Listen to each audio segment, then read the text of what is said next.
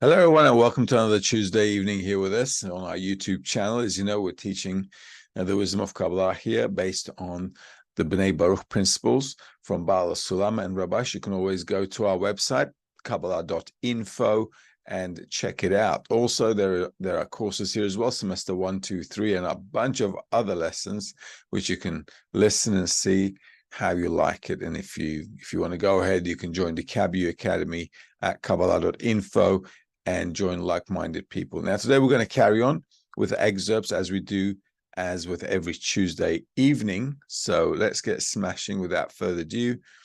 And we're going to carry on with the topic, opening the heart. Remember, this is a Congress lesson, despite the fact that we had a great Congress, which was just over. Okay, it doesn't mean that we can't go through these. It's actually good that we're going over the Congress material again. It'll give us an opportunity to chew it up. And I hope you guys watched the Congress and had the ability to kind of like integrate into it. It was rather nice and very, very emotional for all of us. Rightio then. So we're going to carry on. Opening the heart. That's the topic. This is from lesson number 2. Remember, we're continuing from lesson number 2, connecting as one man with one heart. And we're at excerpt number 5. Now, if you haven't read the previous excerpts, it doesn't matter. As you know, the excerpts come from different articles, so it's all good. We can just start from where we left off. And this is excerpt number 5. The righteous serves his creator in a different style. They all aim at the same thing, their Father in heaven. They gather and assemble one by one, as one man with one heart, and each one diminishes himself and glorifies the work for the sake of the Creator, who gives him the strength and intelligence by which to serve him. Hence, one will not be arrogant towards his friend, and they are in the world of straightness and unite with one another. All right, as usual, let's read it twice and go over it and see how we go. The righteous serves his Creator in a different style. They all aim at the same thing, their Father in heaven. Obviously, righteous means we're not talking about any Tom, Dick, and Harry out there on the street. Righteous means a person who's actually attained some kind of connection, perception, understanding of the relationship between the Creator and himself through the reality that we perceive. Okay, so obviously someone who's at an elevated level of perception, let's say. And the Father in heaven, obviously we're talking about the Creator. There's only one force in reality which has created this reality, and what we want to do is build this connection between us and the Creator via this whole reality. So the whole concept that we're working for is to aim towards that connection. As we've learned before, we can only connect with things in reality if we have equivalence of form. So unless we come to an equivalence of form with the Creator, with our attributes equalizing to his, we can never perceive the Creator. This is why nobody can perceive God unless they have some kind of a contact at equivalence of form, which we talked about before, which means adhering to the love of others and the attribute of bestowal. Okay, they gather and assemble one by one as one man with one heart. So what does that mean? It means that all of us are aiming for one thing, and we're only here for one thing, which is to come to bestowal to others. That's what it means when we say one man with one heart. So we have one desire and one intention to come to the purpose of life. And each one diminishes himself and glorifies the work for the sake of the Creator. So all of us are actually reducing or diminishing, as it says here, our egoistic nature, right? This is going to come up when we start the work, because normally a person doesn't really see him or herself as an egoist, right? Everybody thinks, well, I'm all right, I don't do harm to others, kind of a, lovable, huggable kind of guy. And That's how everybody's looking at themselves, because they don't feel that they're doing any harm to others.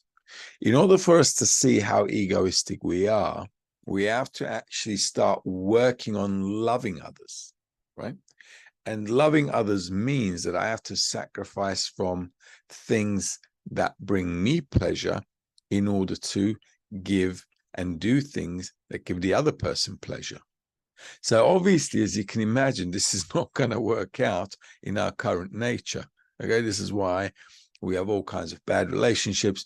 Divorce rates are skyrocketing. Why? Because when we first hook up, we kind of like each other. It's all nice and good. Chemistry is good. We're feeling good. I think I like this person. I think she likes me. Well, I like her. Well, I think let's get going. All right. And then we start going. And then all of a sudden, I have to sacrifice, because now we've got a mutual life. Okay. Before it was my life, it was her life. And we were happy with it, sniffing around, checking the chemistry. But now we're engaged in this serious relationship. And now what's going to happen is, well, I got to make sacrifices. Okay. I've got to make sacrifices. She's got to make sacrifices. We all have to make sacrifices to keep this thing going. But that's against our nature. All right. So there comes a point where you're thinking, okay, I've just done too many sacrifices, so I think I'm going to jump parachute. Okay. And that's what kind of happens. So this is how it is. Accordingly, what we have to do is always understand that all of us are aiming for the same thing. Okay. By doing so, what are we doing? Diminishing our personal things, but increasing the importance. We're glorifying, as it says here, the work for the sake of the Creator. So this is why I need an environment where I'm trying to build love towards others for no particular reason as well, okay, because I got nothing to really gain from it except spirituality, which we don't know what it is at the moment. So it's all blurry and dark. It's like a dark tunnel, and there's no light at the end of the tunnel. So you're like walking through, hoping and praying something's going to happen. Okay. And that's the gist of it. But we often start anything and everything not knowing how it's really going to turn out, even with our careers, right? We're just punting that's going to be okay. All right. So we don't know. Nobody knows. So same kind of thing here. What I want to do is diminish myself, my egoism, and I want to glorify bestowal. That's what it means to do the work for the sake of the Creator. Why bestowal? Well, that's the attribute of the Creator. So if I kind of do the same things that the Creator is doing, I'm going to have sooner or later, hopefully, a contact point. Okay, because he's bestowing, I'm bestowing, and then as I bestow more and more and more and more and diminish my egoism more and more and more, I should come to a sensation where I'm actually perceiving reality from outside of my ego and not from within. And that will allow me to open up a new perspective, a new dimension, or a new higher level of perception. Okay, who gives him the strength and intelligence by which to serve him. So I can only increase that state of higher level of consciousness if I make a breakthrough and enter at that initial entry. If I can't make that initial entry, I'm always going to be stuck with my 5 sensory organs, perceiving reality within myself alone. And will always feel just me and never the Creator, which is outside of me. Hence, one will not be arrogant towards his friend. Okay, so in order for me to feel someone on the outside, this is why we've got other people. This is why we're kind of like working towards loving other people. Why? Because if I'm working towards loving other people, I have an opportunity to get out of my skin, because loving someone outside of me, whether it's the Creator or a friend, doesn't really matter, does it? They're both outside of me. So what difference does it make? It doesn't make any difference, because I'm changing my trait or quality from egoism to bestowal. So when I'm making that switch, okay, after some work, Once I make that switch, then I've got the ability to perceive something new, and then I can get a foothold. And once I have a foothold, then that's it. We can start developing from there onwards. That's what it says, that the Creator will give the strength and intelligence about how to serve him. So I have to have some kind of a minimal entry into bestowal, love of others. So I've got a foothold, and I can then expand from there and grow that trait. Right. Hence, one will not be arrogant towards his friend. So I can't see my friend lower than me, because if I see him lower than me, that's going to kind of be egoistic, isn't it? That's actually the definition of egoism. Egoism means I'm giving myself more importance. If I give myself more importance, I will always live within myself. Does that make sense? It should make sense. Okay, if you're studying the wisdom of Kabbalah, this should all make a lot of sense, especially if you've been working with B'nai Baruch for a couple of years. You begin to understand that if I think about myself, I just live in me. Okay, but if I think about others, I live in others. All right. So the more you practice that, the more sensations you're going to get from that. And wherever you're stuck, you'll have the ability to kind of build a big desire for it. Hence, one will not be arrogant towards his friends, and they are in the world of straightness and unite with one another. All right. So straightness means we're like in one direction, love of others and bestowal. Just like the Creator is bestowing to us, we want to bestow to the Creator. Okay, that's what we want to do. That means straightness, the world of straightness. Okay, and this is where we unite. We unite because we're all, wanting the same thing, desiring the same thing. Okie dokie. Right, if you got any questions, just shoot them through. Let's move on to Ashley. You're going to tell me, if there are any questions. Good on you. All right, so we've got Rabash. This is the 6th excerpt. You must awaken the heart of the friends until the flame rises by itself. By that, you will be rewarded with awakening the love of the Creator upon us. Okay, nice and short and sweet. You must awaken the heart of the friends until the flame rises by itself. Okay, so this is initially our real work, actually, in the group, because when we all come to the wisdom of Kabbalah, it's just a dot in the heart, as the Kabbalists say, right? I just have a small inclination as to, actually getting rid of my bad life. Okay, the reason we come to the wisdom of Kabbalah is how can I get rid of this darkness and have a better life? Because we're all egoistic, but we all come with this dot in the heart that says, well, what's the meaning of life? Why am I living for anyway? We're going to die in a few days, God knows when. Okay, I could live up to 100, or I could live for the next 100 seconds or whatever. We don't know. Okay, so we don't really know. But the dot in the heart wants to kind of like elevate itself. It's in the heart, which means it's inside our egoism. But it's just a dot in the heart. It's just a spark. So if we all get together, and if we constantly work on it, like we worked on it at the Congress, right? Every day, actually, we're working on it, because every day we've got the morning lesson, we've got the lunchtime lesson, 7 days a week. We've got congresses every few months. We've got another one coming up in Turkey at the end of January. We're just like now warming up for that. We're just like moving nonstop. So spirituality with us is like running a marathon at the speed of a 100-meter track race. Okay, so like constantly max speed, and you're like marathoning. Okay, it's like, and the beauty of it is you never get tired if you got friends around. And that's the whole idea. So when we all get together, those little sparks start to become a flame.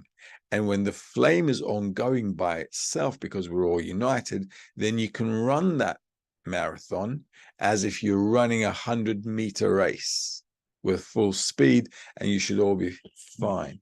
Okay, so like this weekend, we did get some sleep, but we've been like up from like 6 in the morning until like, I don't know, late night. Okay, so, but does it bother us? No, it didn't really bother us. Why? Because we were like a lot of us were all charged up. We had friends from all over the world, so we were like really ecstatic about this whole thing, and the importance of the goal obviously kept us awake as well. So there were a lot of like good impressions, excitement, and really closeness between the friends, which really gave us a lot of energy. So we didn't really care whether we slept or not. By that, you will be rewarded with awakening the love of the Creator upon us. Now, that's the important thing. Why? Because once we're together and all of the sparks are together and we're working on it together, right? Which means we're working on the love of friends in order to get to the love of the Creator. Okay, so we're working on bestowing to each other to bestow to the Creator. Then this whole thing, this force that we're generating, all of a sudden starts to somehow equalize. Now, sometimes we're not even aware that we're equalizing, okay? Sometimes we're like giving so much and doing so much, we feel this elevation, right? We feel like this ecstatic mode, like we're like up there somewhere, and it doesn't feel really realistic, okay? But what the problem is, it's not stable. So you're like feeling elevated and then it goes, okay? So we're like breathing in, breathing out, breathing in, breathing out. So this is what's really happening. And because it's not stable at the moment, you know, we're like having ups and downs. But the important thing is this: when we get together, these little breathing in and out give us a little bit of a sensation how thinking of others and loving others can really get you out of your skin and can give you a nice lofty kind of sensation, okay, which we may not be able to evaluate mentally right now and put a finger on it as to what kind of state I'm in. It is still some kind of closeness to spirituality, which we can get at least some kind of impression from.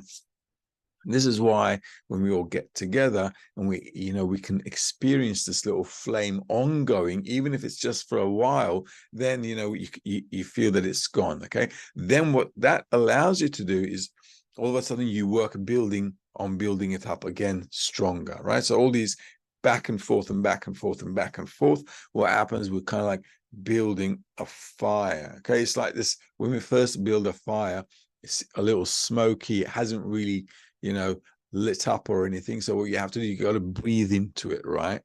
Or it's like a barbecue fire. You got to kind of like, come on, give it some air. Where's the hairdryer? All right. So if you've got the hairdryer out, it'll be like all out. So if we're all like hairdryers on that light fire, and it's kind of like, whoa, all of a sudden start burning up. And that's what the Congress is like. So once you get the idea of how you can like hold on to it, then you instinctively become, okay, this is the point of my effort. We're always talking about the effort in the wisdom of Kabbalah, right? What am I going to do? Everybody's asking, what am I supposed to do?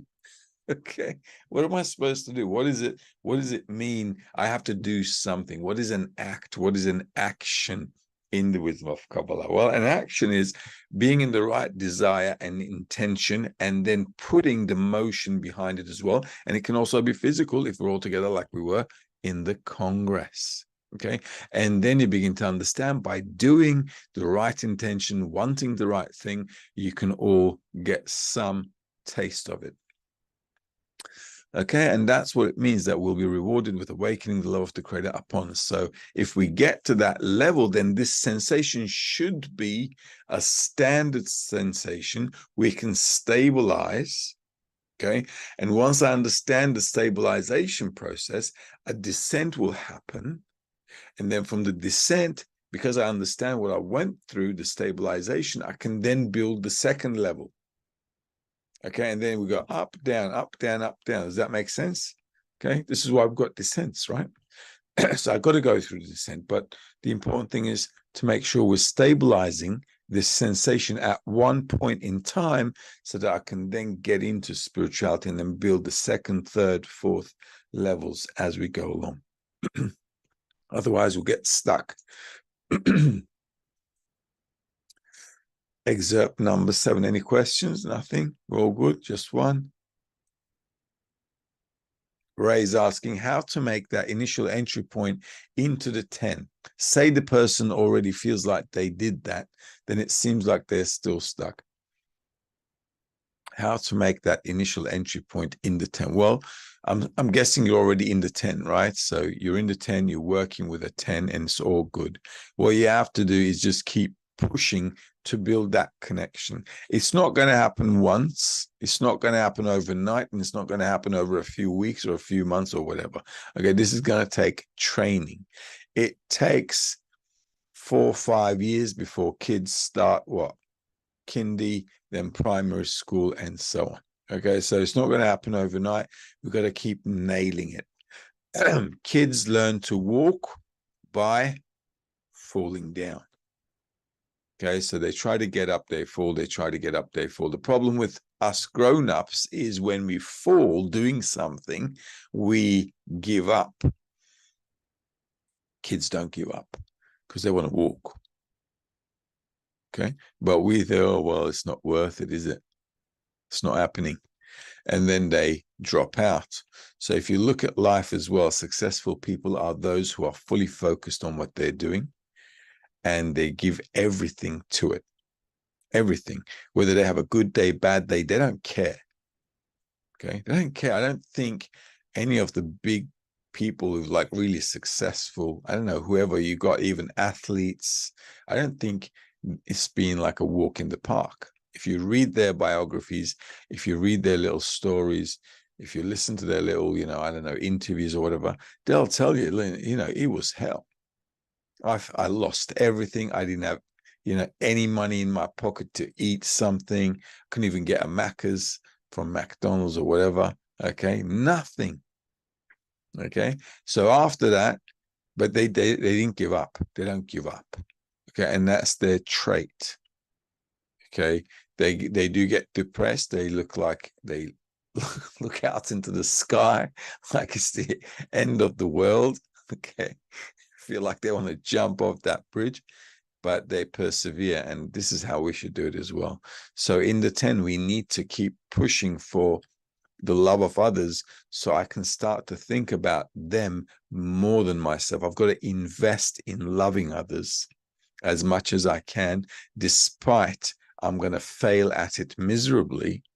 Okay, but remember, the more I try something and I fail, it's going to deplete my vessel, and then the next time I'm going for it, I should have a bigger desire. So there's a specific reason when we try to go for something and we fail and we collapse. But if we decided to go for something, it should then give me more desire to push forward. This is how it works in the laws of nature as well. So if somebody's got something fixed on their mind and they want to go for it, the failures will just give them more desire. And this is how things pan out. All right, so be mindful that these are the laws of nature and they will not be broken. Okay. Say the person already feels like they did that, then it seems like they're still stuck. You've got to add, and you have to be a bit more innovative. Imagine you're in a romantic relationship.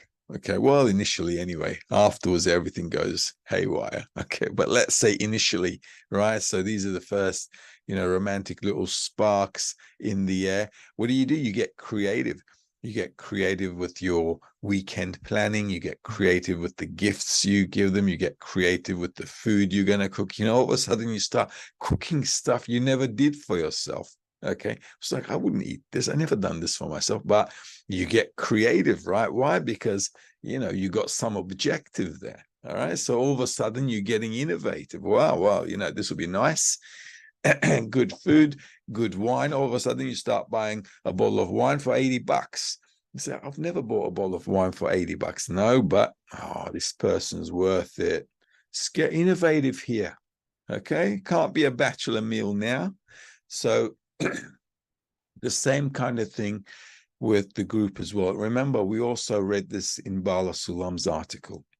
He says you must find ways to connect and love each other. We just have to find ways of doing it. This is why we have a lot of congresses as well, right? Virtual ones, physical ones, lessons, dissemination projects, whatever we can do, whatever we do to integrate ourselves more and more, it will create a into what we want to attain, gives us the opportunity and allows us to like push a little bit more, and become a little bit more innovative. So this is something you got to do. If you're stuck, you got to renew yourself. Same with relationships as well. This is how it's with all relationships. This is why I give relationship examples, children's examples, because this is how it is in nature. If you're a couple and your marriage is going downtown because it's boring, it's because you're not adding wood to the fire. Okay, so the fire is going down, down, down over time. So what do you have to do? You've got to innovate. You've got to renew. You got to say, okay, let's do a new honeymoon. Let's go somewhere. Why? You got to put fire into the wood.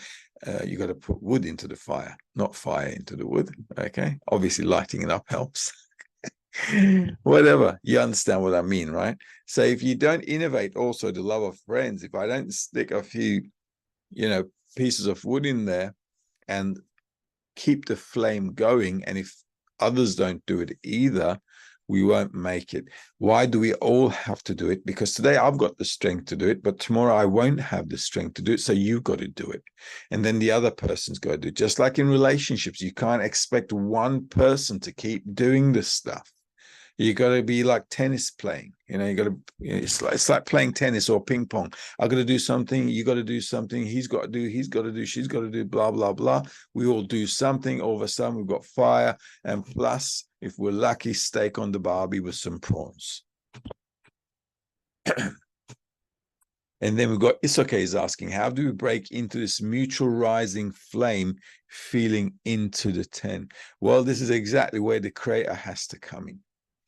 I've got to feel like I've really exhausted everything, every avenue. Like little kids, you give them something interesting and they'll focus on it. What's the secret of focus? Secret of focus is intrigue. Okay, if I'm intrigued by something, I'll focus. If I'm not intrigued by something, I'll be like all over the place. Look at yourself in the lesson, in school. You're not intrigued by biology. You don't want to cut that frog up and check out what's inside. So you're looking out the window thinking all kinds of things. But you got a friend who's really intrigued about cutting that frog up and really getting in there. Okay, and he sticks his fingers in there, checks out all the intestines and everything. He's really focused on it. Why? Because he's intrigued in this biological matter, and it's all complicated with all kinds of organs and stuff all over the place, and he loves it, and he learns while you don't.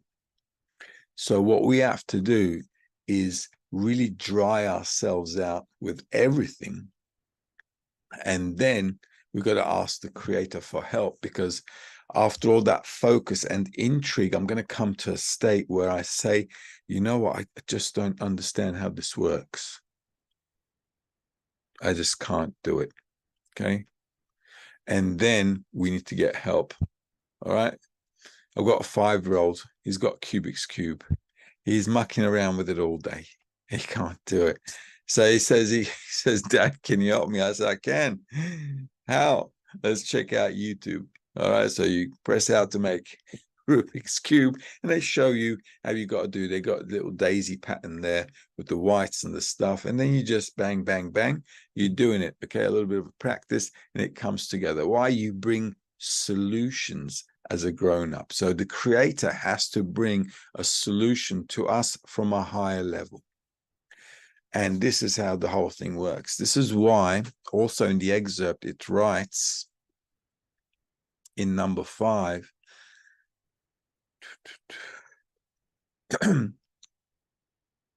it says, the creator gives him the strength and intelligence by which to serve him. Okay. So until we come to a really big desire and an understanding, on the one hand, I want to do this. On the other hand, I don't have the tools, the knowledge, anything. I've got nothing. Okay. Then I can turn to the creator. And that is the important thing, because this is how kids and parents connect. And this is how we connect with the creator as well. They ask things from us. Okay. Day one, they're born, they're crying. Okay. What's that? Help. Where am I? Okay. So from day one, they're born and they start crying. They're asking for something all the time. So you got to feed them, clean them, sleep them, have their gas, you know, I don't know, check their temperature all the time. So it's a lot of work investing in them all the time. And they're always like taking from you. Okay. Why? Because they can't do anything. They're little babies. So we have to come to a state where we understand that when it comes to loving others and bestowing to others without any of our egoism involved in it, requires some outside assistance beyond our capacity. But until you drain your capacity, you're not going to ask for it. Just like a kid won't ask for it until he's really drained out, until he really can't do it. Okay. Does that make sense? I hope it makes sense. Okay. Anybody who's got kids, you should know that's how it is. Ingrid's asking, how can I pull friend out from the ego? The best way to pull somebody out of their ego is to show them that you care about them, you love them, and you want to do things for them, and you're helping them out, supporting them, and so on. Why? Because once you start to do that, two things are going to happen. They're either going to feel bad and shame, and they'll reciprocate, okay?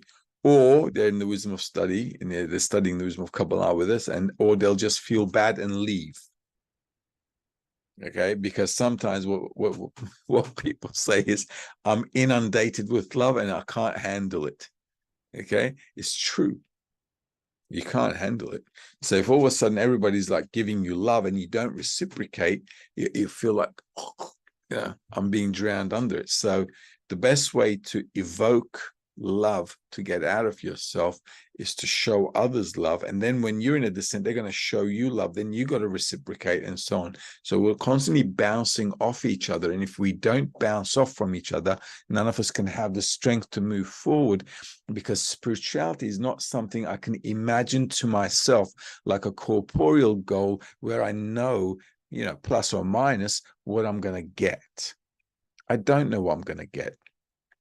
But by working between us, I get the sensation, sometimes a nice sensation that, yeah, loving others is the way to go. And it feels good. Okay. And then we, you know, that we fall back into the ego again. But it's those little touches. Okay. It's those little touches that should, you know, keep us going. So to pull a friend out of their ego is, you know, to give them a good example and show them you care, you support them, and so on. We can't force anyone to do anything, and that's not the right way to do it. You can inspire them to do something. You can motivate them by igniting in them like jealousy, right? You're doing a lot of stuff, and you know you're doing everything you're supposed to be doing, and you're being a good example, and you're always there supporting them. Then, like I said, they've got two options. They're either going to carry on or they're going to drop off the bandwagon because they can't carry on. There aren't many options. Okay. Where are we? 7 or 8? We 8? 7? 7. Okay, let's. Rabash, this is also from Rabash, excerpt number 7. Sometimes spirituality is called a soul.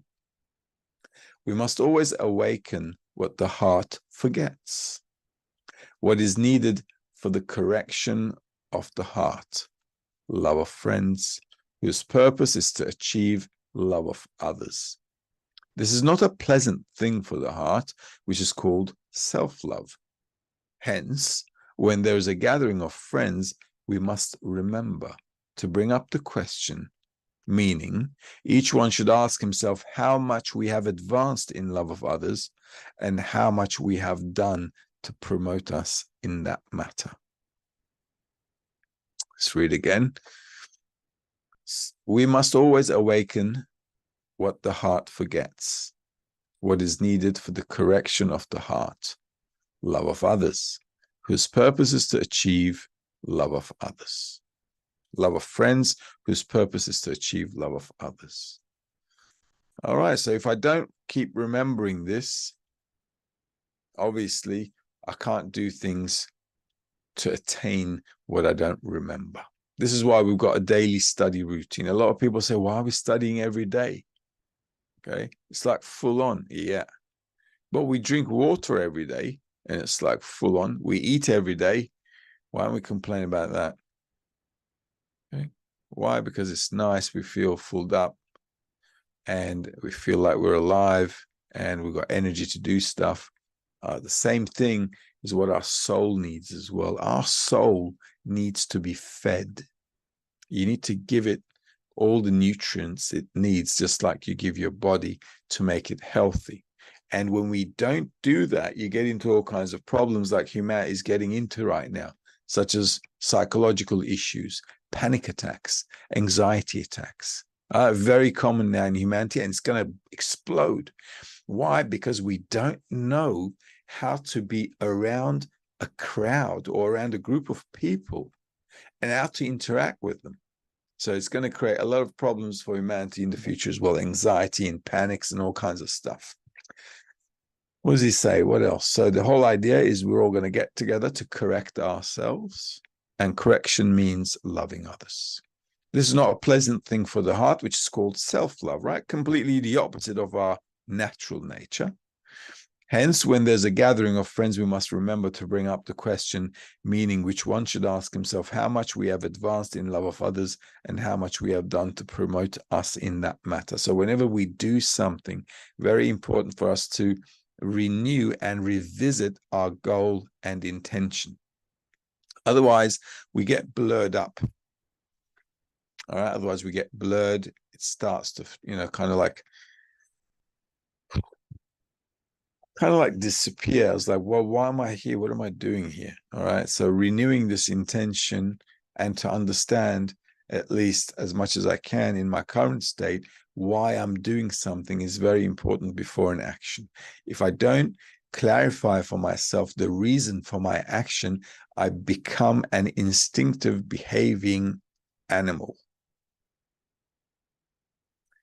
which is obviously not what we want, is it? No, not at all. All right, so this is why all of us need to remind each other the purpose of the gathering, why we're learning, why we're studying, why we need to love each other, and so on. And once I enforce these all the time upon myself, then it'll kind of like stick in. Okay. And not only will it stick in before an action, but I will actually be keeping that all the time in my mind. So then there'll come a time when I begin to live inside the intention, right? Not inside my desire, but because I'm so focused on the intention, I'll begin to live inside of the intention. And that's always nice. Why? Because then you're above the desire. That's not bestowal, but you're still above the desire. That means the desire will no longer control you, but you're in the intention. So everything you're doing is with the intention. So you're outside of the boundary of the control of the desire. It's always a good thing in spirituality, right? And this is why this is important. And like I said, also to our friend, it's okay, just ask, right? Ingrid, I'm sorry.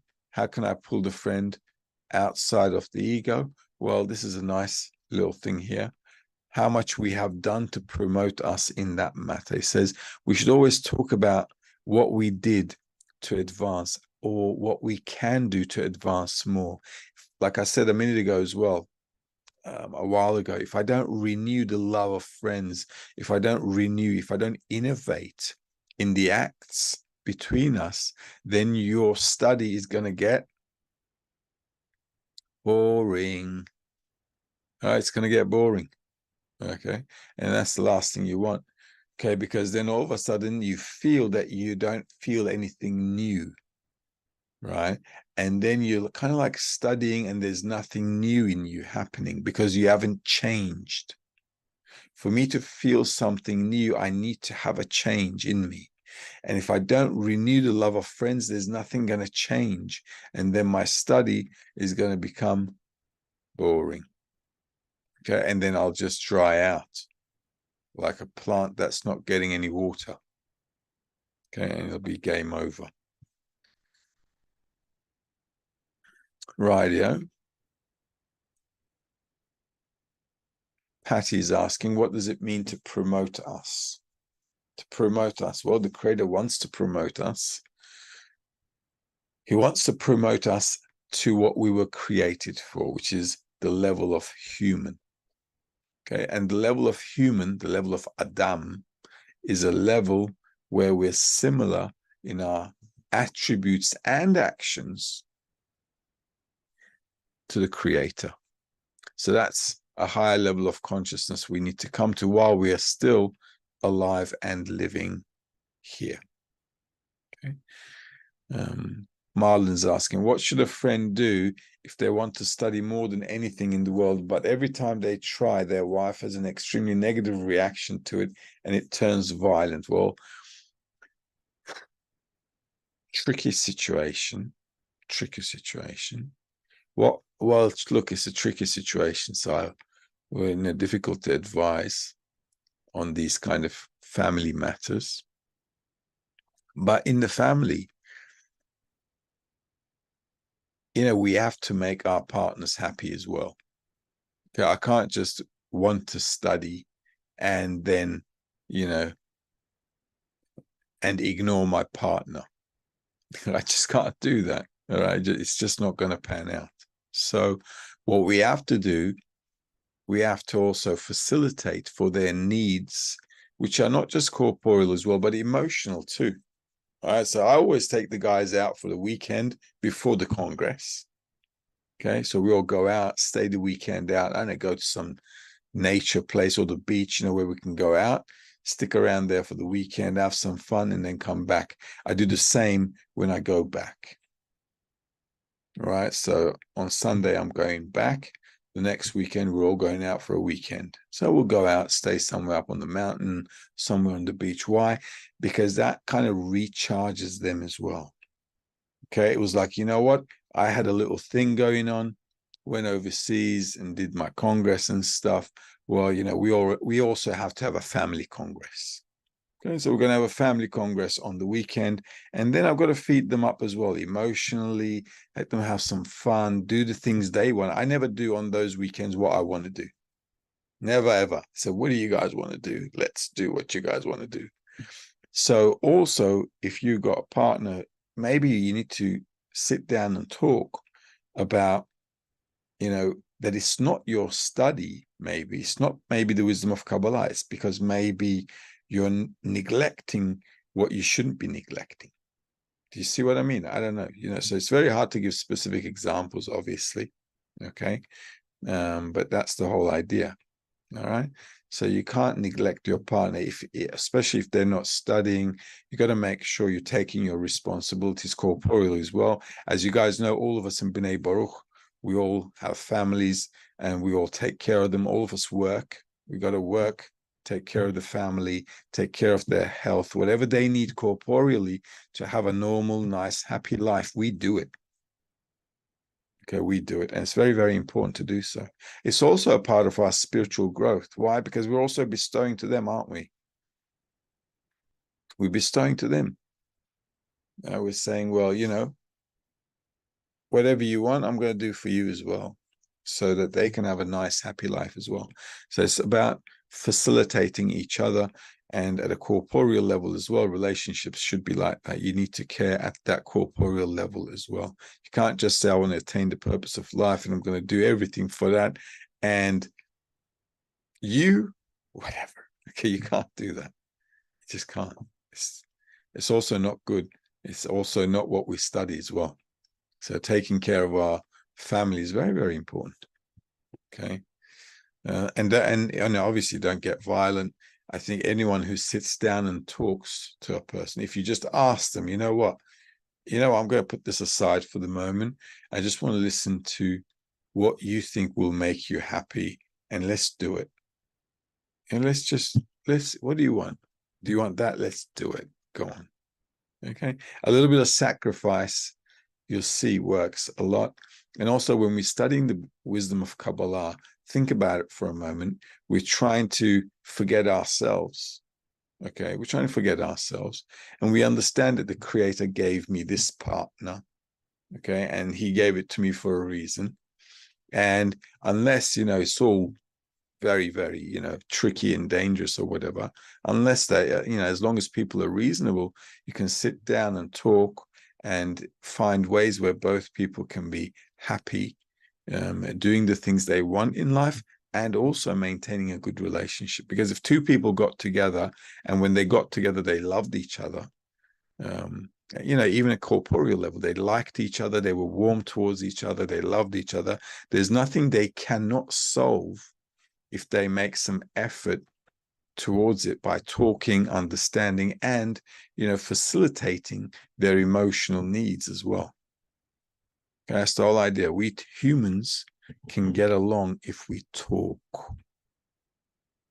Animals sniff around. We talk. So it's very important to have that dialogue. What do we need to do to help the friend to maintain being in the intention and not get lost in the desire to receive? Well, one thing is, like I said a while ago to Isokes as well, that we can be good examples to the friends. Okay. And if we can help each other maintain a framework, that helps.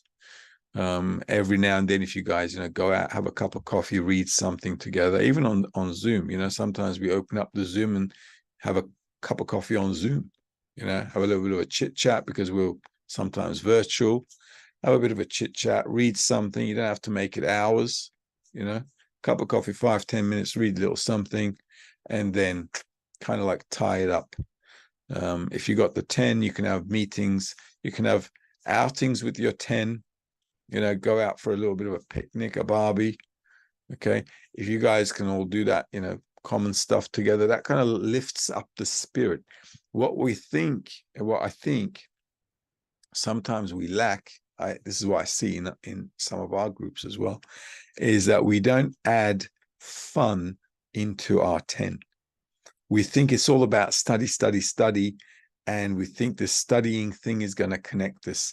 Studying isn't going to connect us. Study is going to teach us what we should be aiming for. And then the study should get us to innovate things to realize what the study is aiming us at. And we can make this all fun, like the Congress, right? We just had a Congress. It was like a 48-hour party. Right, and then we had the after party. Right, we had the dinners, and then after the dinners we had the after party, and then we had the morning lesson. It was just like kept going on and on and on. So it was like constantly alive, and that was really good. And then because we're all energized up, then you don't feel like you're in a descent. You don't feel sluggish or tired. So here, what we have to do is like really keep a good mood in the group by doing creative stuff like this. This also increases the importance of the goal, because we're all here, everybody's hugging each other, everybody's like showing love and support and increasing the importance of the goal. So all of a sudden you feel like you're really in the right place at the right time. You feel like, okay, this is the right place and the right time. So it just pans out really well. And then now you took this energy from the weekend. This is going to take us like for the next few months until the next Congress. And then we're going to have another bang. And then we've got Pesa afterwards. We'll have a virtual afterwards, the next Scott afterwards. Then all of a sudden, your whole, spiritual process is like going through all these steps to reach that one goal. And you're just constantly adding and adding and adding and adding. And the more stuff you're doing with your 10 and the group and the society overall, then you begin to get over any dissent much faster. Because you got that mechanism around you. So, and then you feel like you don't feel like you're spending time in a descent. So all of a sudden you're like bang, bang out. So it's very important to get these things into a routine, that we have a framework. Like, when we go to school, they say, listen, Monday, Tuesday, Wednesday, Thursday, Friday, this is your study schedule, right? So we need to do something like that for ourselves as well. A nice tight framework where I'm with the lessons, where I'm learning things. And then I got the guides where I can implement the things. And then, just kind of like go through the process. But, we really need to make spirituality fun for ourselves. And sometimes we are lacking that in the 10s. Okay. Rightio. How about we call it a night? Well, I call it a night anyway. It's evening here. Mind you, I've got another program after this, so it won't be quite over. But we'll call it a night tonight. And we'll continue next week. Where are we? Number 8. Okay, so you remind us. We've got 3 more. We got 8, 9, 10 here, and then we'll move on to the 3rd lesson. We'll finish all the lessons of the Congress as well. It'll give us a good kind of, chewing over it as well. All right. In the interim, have a great evening. And hopefully, God willing, the Creator willing, we'll see you guys next Tuesday. All the best. Bye-bye.